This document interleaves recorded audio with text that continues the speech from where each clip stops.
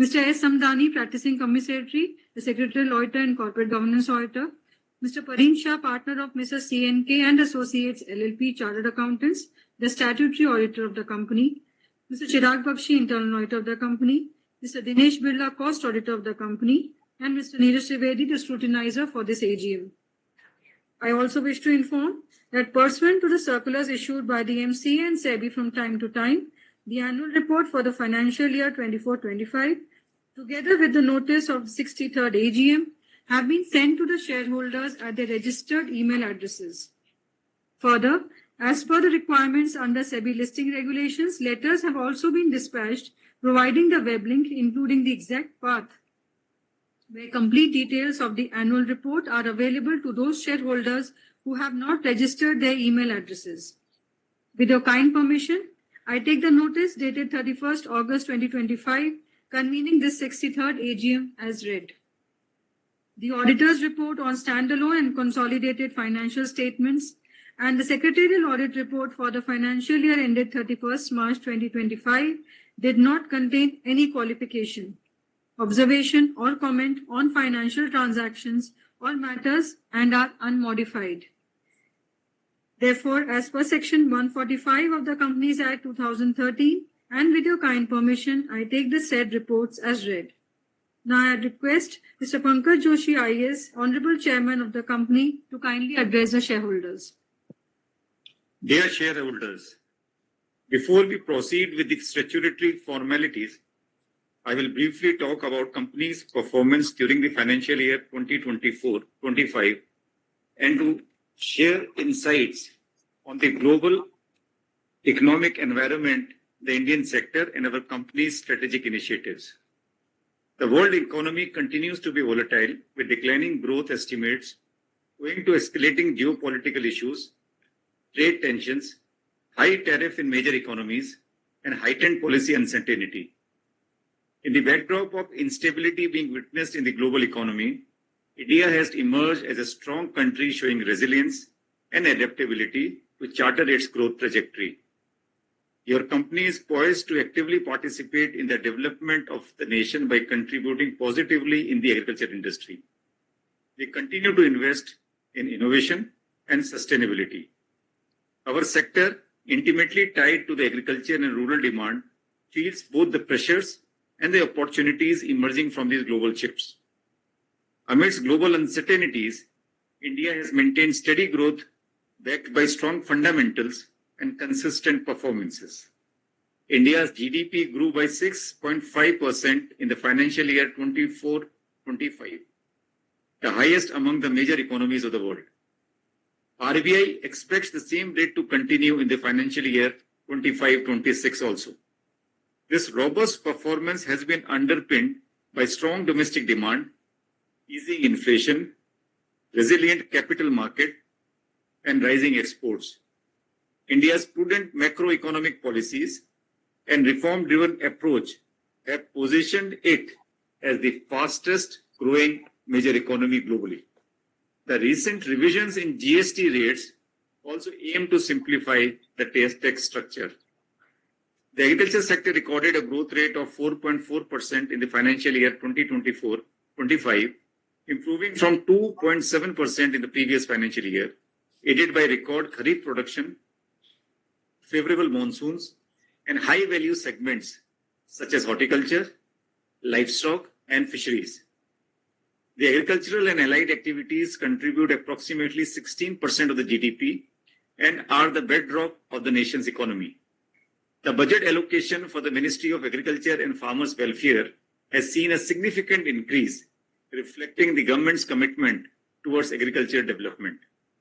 The management discussion and analysis highlights how the extended monsoon across Gujarat, Rajasthan, Maharashtra, Uttar Pradesh, and Andhra Pradesh initially caused localized flooding, but also replenished reservoirs, promising a strong Rabi season. With favorable minimum support price and increased sowing, India's total acreage of Kharif and Rabi crops witnessed a nominal increase over normal area. Overall, good monsoon and charged reservoir levels are likely to give a boost for demand of agri inputs during Q2 of financial year 25-26.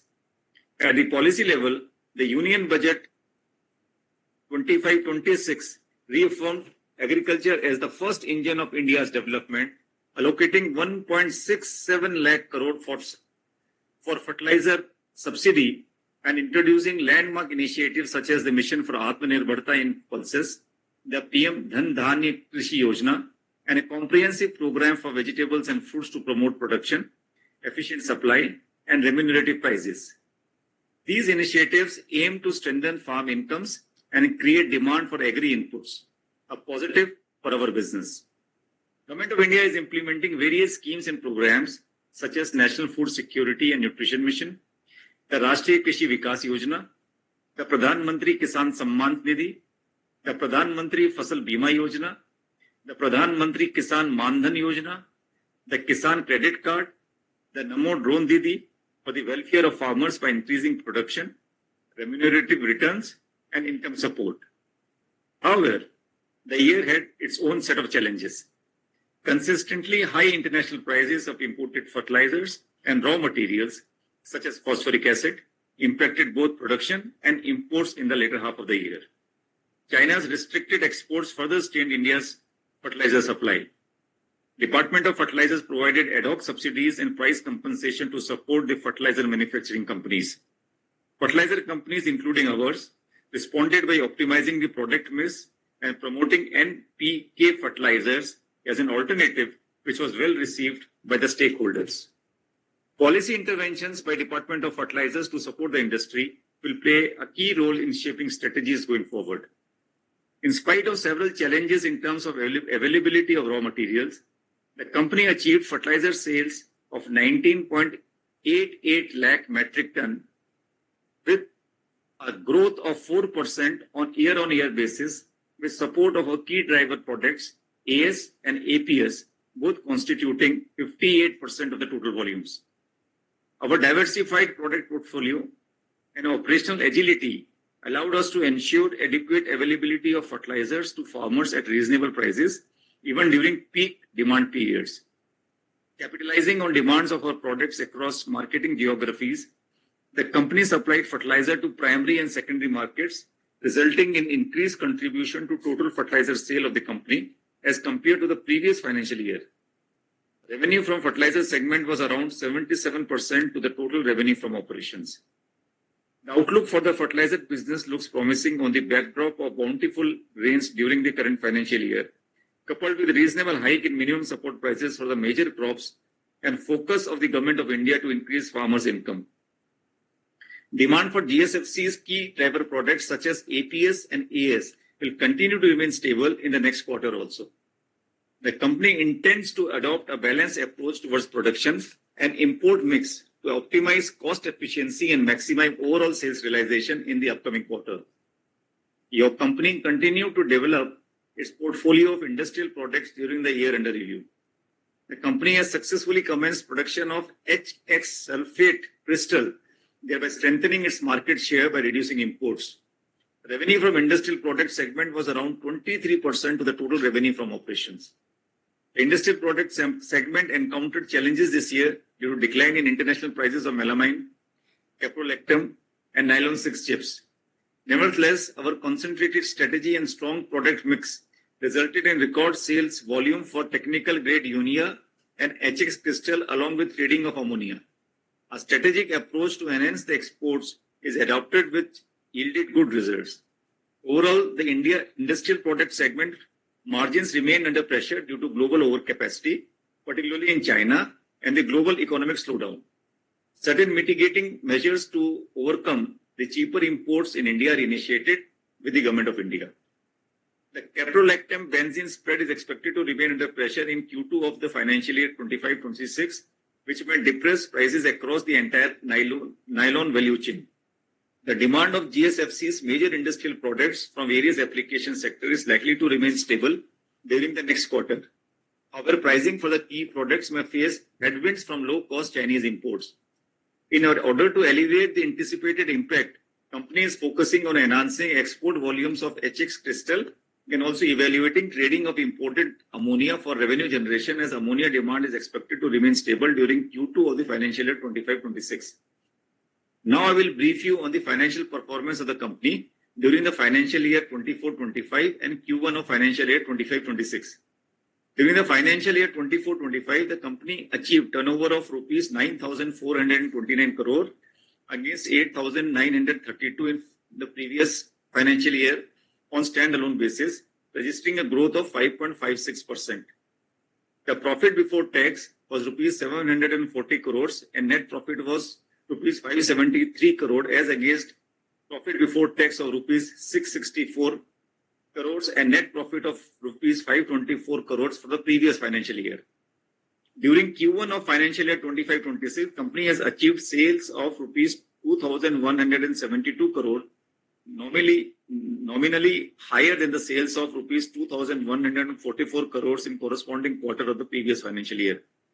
Similarly, for Q1, profit before tax increased to rupees 186 crore from rupees 118 crore, and profit after tax increased to rupees 140 crore from 93 crores. I am happy to inform that a dividend at a rate of 250%, that is rupees 5 per equity share of face value of rupees 2 each, has been recommended for the financial year 24-25.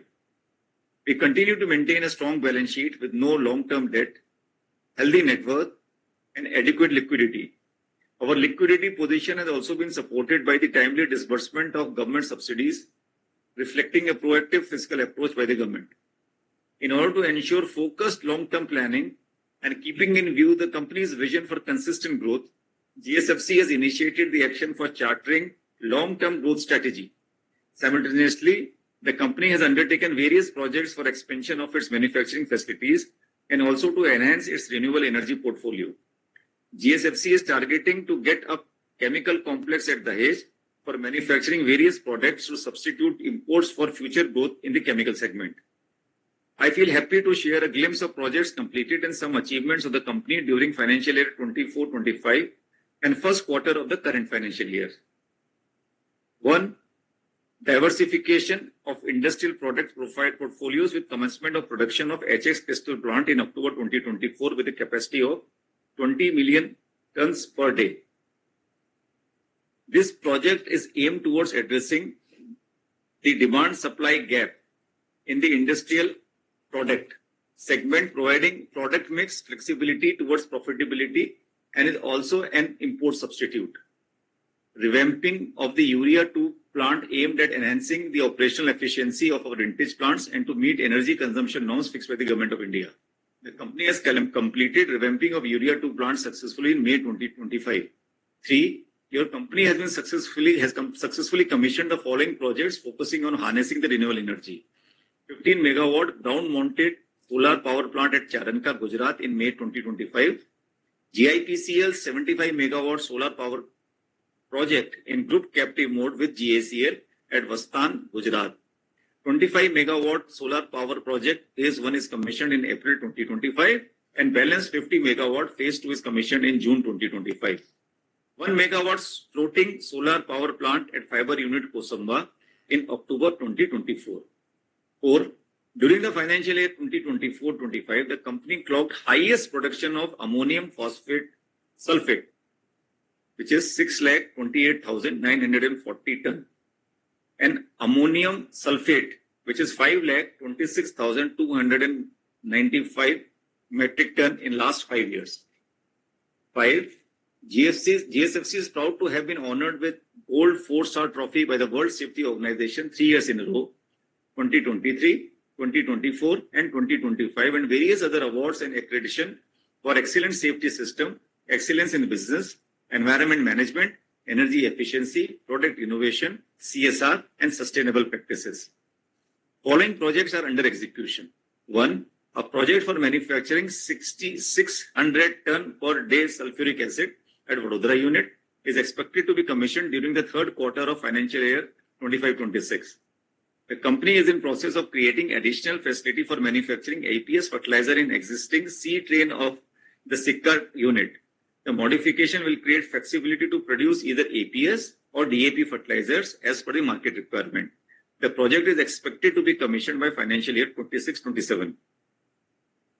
3. 600 metric ton per day phosphoric acid and 1,800 metric ton per day sulfuric acid plant project at Sikka unit is under consideration for catering to the requirement of phosphoric acid for the production of DAP, APS, and NPK grade fertilizers.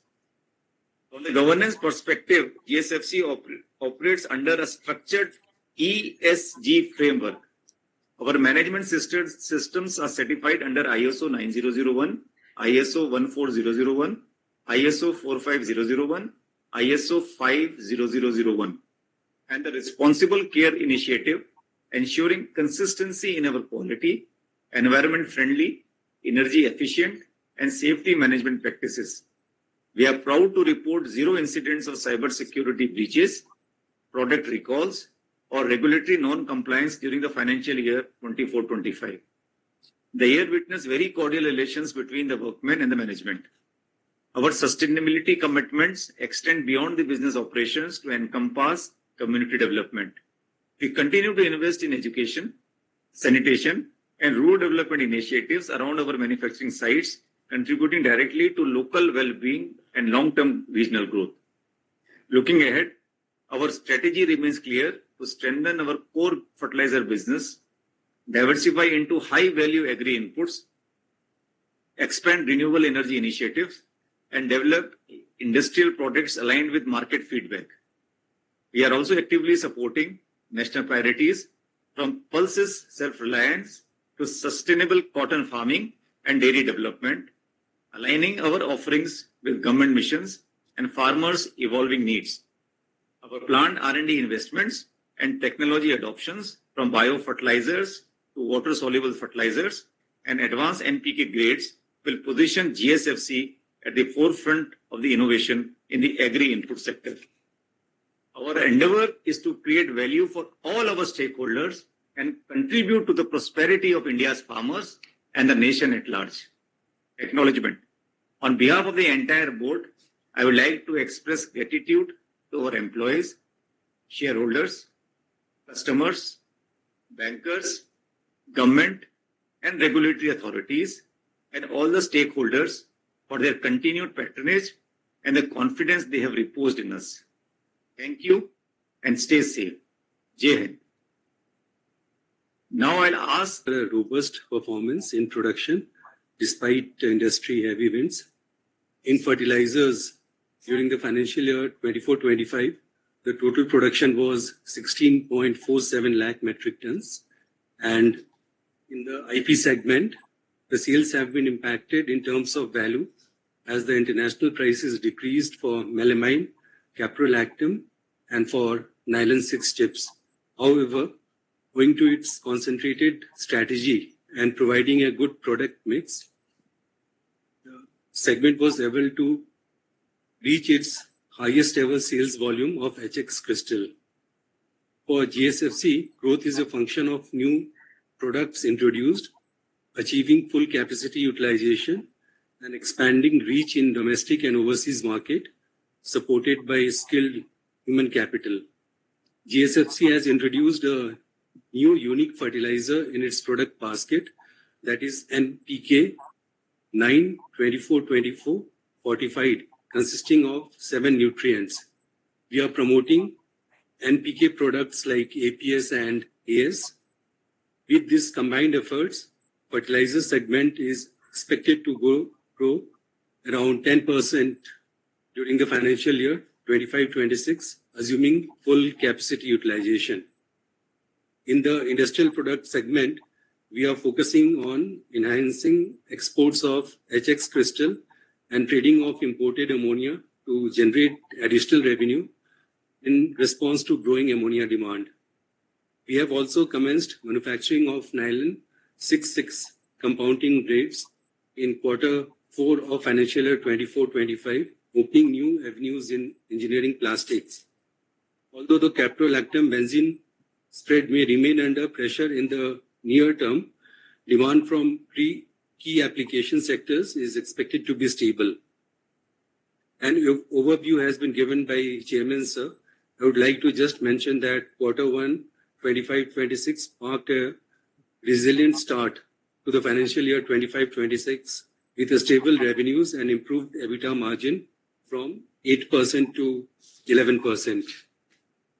Further, regarding the GST revision impact, GST rates have been revised on major fertilizer inputs with ammonia, sulfuric acid and nitric acid from 18% to 5% with effect from 22nd September 2025.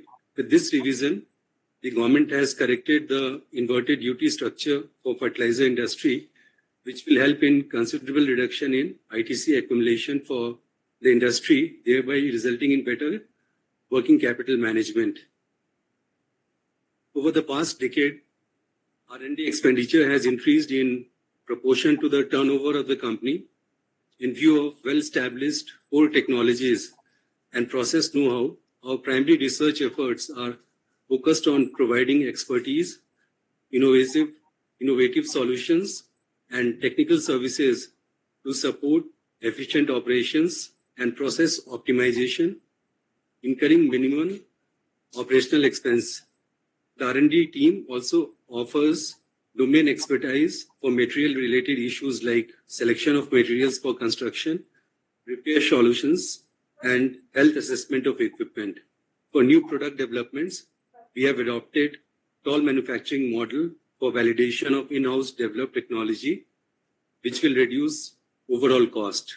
Further, considering upcoming technologies in the field of agricultural science and industrial chemicals, it is planned to invest more on R&D in coming years for diverting research efforts for development of new products in the field of improved nutrient use efficiency, organic fertilizers, biofertilizers, and import substitution products.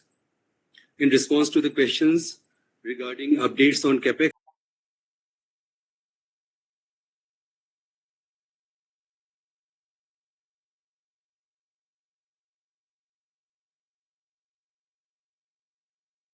projects and their impact, I would like to state that the Chairman Sir in his address has and aim to achieve goals in energy conservation and sustainability. After fulfillment of statutory requirement, the projects are financed primarily through internal accruals. We do have a strategic management consultant, and based upon their inputs, a few of the ongoing projects which are in pipeline, which has been highlighted in Honorable Chairman's address, I would like to just again reiterate that. One is 600 million tons per day sulfuric acid unit at Baroda. The project is expected to be commissioned by Q3 of financial year 25-26 with capex of around 298 crores. It will be utilized for captive consumption, hence will only impact the bottom line, increasing it by rupees 31 crores. 219.6 KLD effluent generated from proposed SA-V5 plant will be reused in this phosphoric acid plant. Additionally, facility for manufacturing APS fertilizers in existing sea train at Sikka. This project is expected to be commissioned by Q2 of financial year 26-27 with capex of 25 crores. The impact on top line is around 1,626 crores, and in bottom line around rupees 101 crores. There are a few projects under planning stage. 600 million per tons day of phosphoric acid and 1800 million tons per day of sulfuric acid at Sikka. The estimated capex is around 2,000 crores and will have an impact of increase in bottom line of around 241 crores. The chemical complex at Dahej with an estimated capex of around 5,800 crores. This project is expected to contribute to the top line by around 3,176 crore and in bottom line around 715 crores. 3.5 megawatt of hybrid renewable power at SICA to replace the DISCOM power with cheaper RE power under group captive mode, impacting rupees 5 crore in the bottom line. We have expanded our renewable energy capacity from 164.43 megawatt to 217.93 megawatt. That is 50% of our power requirement, along with implementing measures to reuse effluents, conserve energy and water, and replace conventional lighting with LEDs, saving approximately 11.07 lakh kilowatt hour annually. Our CSR efforts are entirely focused within Gujarat.